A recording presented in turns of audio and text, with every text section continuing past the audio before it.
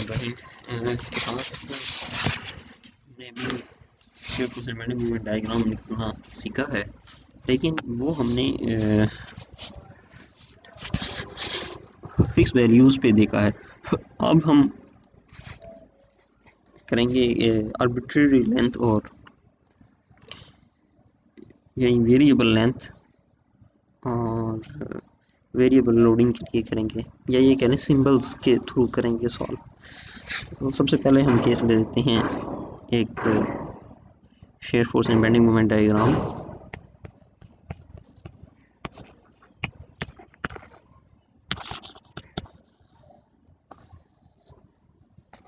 और cantilever beam.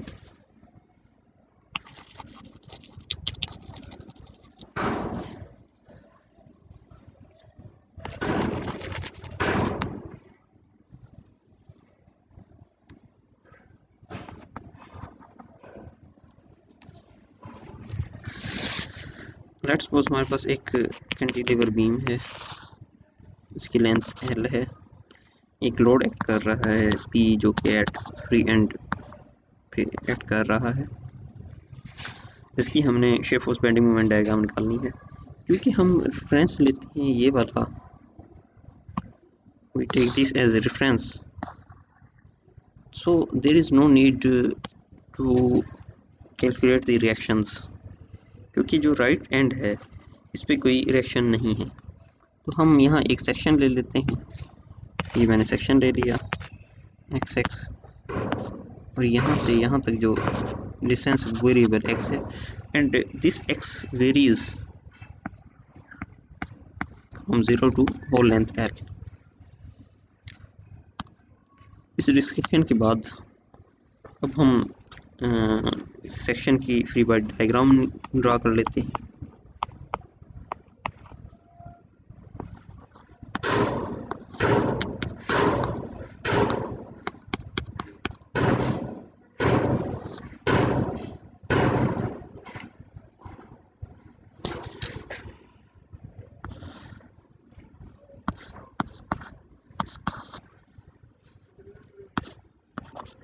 Shear force act करेगी, bending moment करेगा।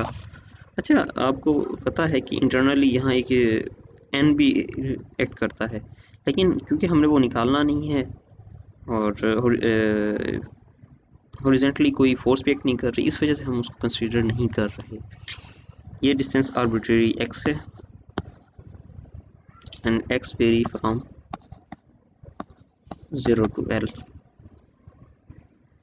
इसमें रेफरेंस सिस्टम ये ले लेते हैं x एक्सिस y एक्सिस। जब हम ये रेफरेंस सिस्टम ले चुके हैं उसके बाद sigma f y is equal to 0 apply करें। ये कहता है कि v minus p is equal to 0, यहाँ से v इक्वल आ गया p के, यानी शेयर फोर्स जो है वो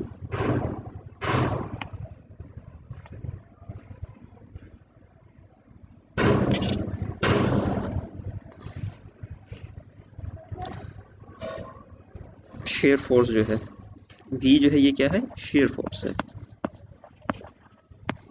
तो सिंपली शेयर फोर्स इक्वल है p के। अच्छा, अब क्योंकि अगर x की वैल्यू 0 हो तब v कितना है, p ही रहेगा, लेकिन v will be at point, इस पॉइंट का नाम दे देते हैं।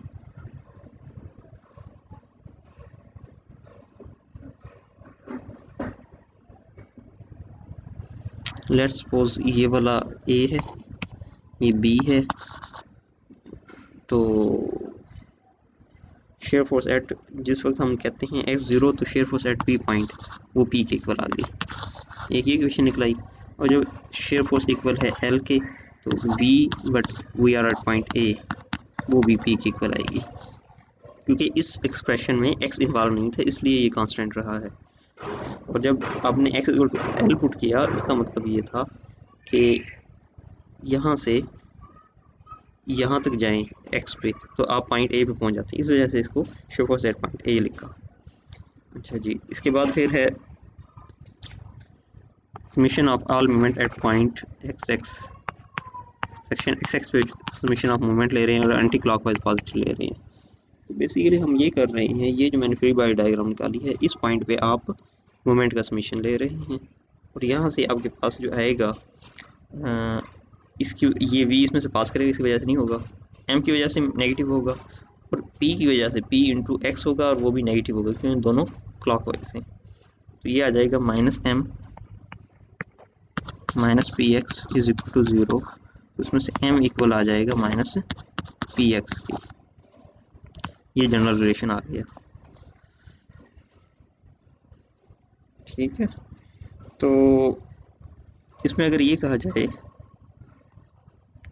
when x is equal to 0 तो हम हैं bending moment at point B पे और वो इक्वल आ जाएगा -p इंटू 0, यानी bending moment at point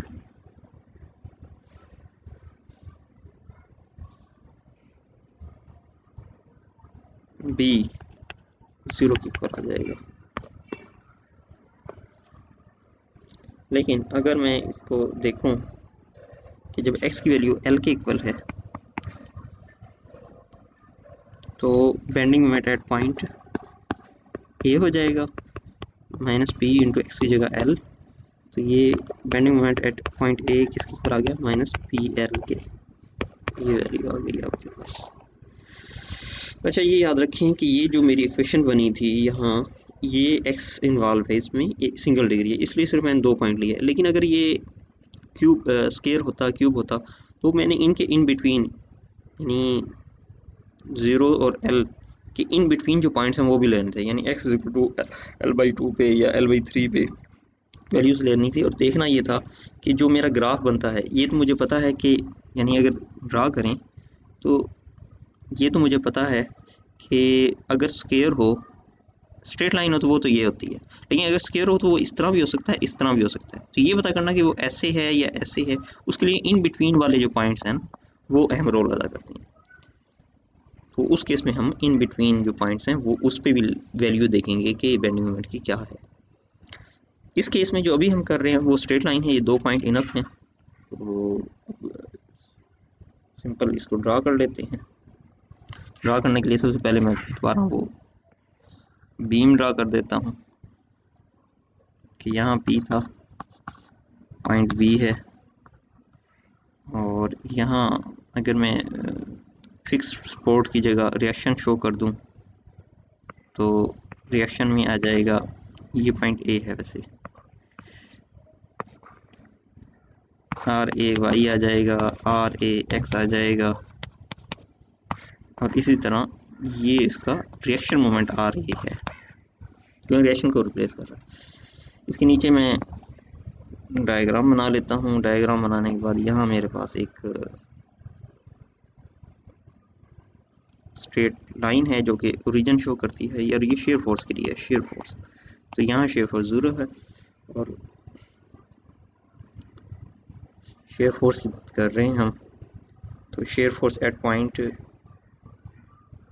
A और बी ये P के इक्वल है, पॉजिटिव P है। तो हम क्या करेंगे, जो भी P की वैल्यू गिवन होगी, लेट्स सपोज ये P है तो ये थ्रू आउट जो है यही है, तो ये आपकी शेयर फोर्स डायग्राम बन जाएगी। बेंडिंग मोमेंट डायग्राम के लिए मैं नीचे बना लेता हूँ बेंडिंग मोमेंट।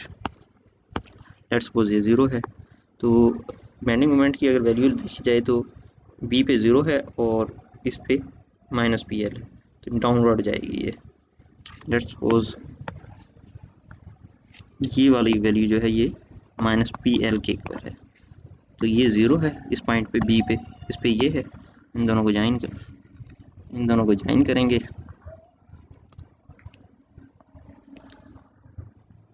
तो ये जो डायग्राम बन गई ये शेयर फोर्स डायग्राम बन गई है। Bending shear force and bending moment diagram बन गई है for cantilever beam having point load P and length L।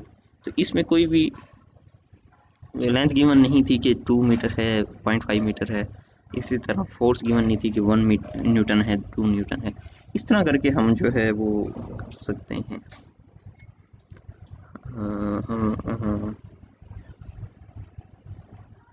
ये फाइंड कर सकते हैं। तो पहले मैंने आपको न्यूमेरिकली इसलिए किया था कि आपको बेसिक अंडरस्टैंडिंग हो जाए, वो समझाना इजी होता है, उसके बाद ये किया। तो ठीक है, आप इसकी प्रैक्टिस करें। थैंक यू क्लास, अल्लाह हाफिज़।